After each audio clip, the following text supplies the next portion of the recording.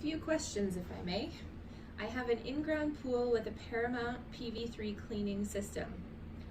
Question 1, is there a specific place I can add chemicals for pH, shock, etc. without pouring them into the pool directly, or do I just pour them into the water directly like other pools? 2, there's 2 skimmers and 2 holes in each. Which hole do I connect the vacuum hose to when I want to vacuum the bottom? 3, is there anything else I need to do to prepare my system, Paramount and Hayward system, before I start vacuuming? And 4, anything I need to do when I'm done before or after I disconnect the vacuum? Alright, so first question is Paramount PV3, I'm assuming that's the in-floor system.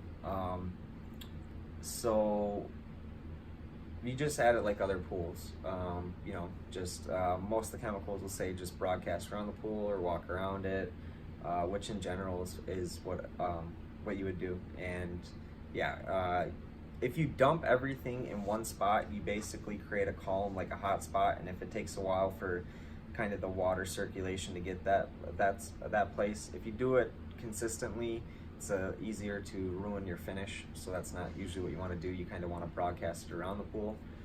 So just like you would on other pools, you're perfectly fine there. When it comes to your skimmer, you got 2 holes. So one hole is your suction line, and the easiest way to check is when you know that there's suction pulling through that is sticking your hand down there to see if you can feel it. Chances are the second hole is plugged, a lot of times from the underside where you might be able to see the plug. Otherwise, if they have an equalizer line, it might run to somewhere else where just make sure that the water in the skimmer is constantly fed, but you won't feel any suction in that line unless they plumb them together. So it's just going to be a matter of wherever you feel the suction from. And then third question was how do you prepare the system to vacuum? So when you're running an in-floor system, just realize that when you're trying to vacuum it, those heads are going to be popping up. So especially if you see silt everywhere, when the in-floor pops up, it's going to cloud it up. If you have a bypass option where it runs the water over one waterfall, or Paramount also has what's known, on top of it there should be a pause run switch, where if you put it to pause, it should freeze it on that zone.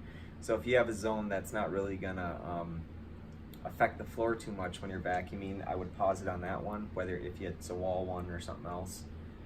So I would do that, and then for most suction out of your skimmer, I would close partially your main drain or your other skimmer, just to make sure that you have enough suction going through the line that you're vacuuming from.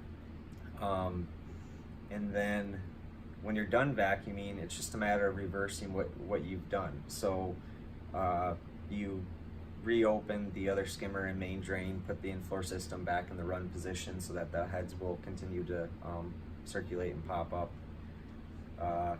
But other than that, I mean, it's just basic vacuuming. Make sure you prime the hose, and then when you pull it out of the water, make sure that you disconnect it from the skimmer so you're not allowing a huge air pocket introduced back to the pump. And that should do it.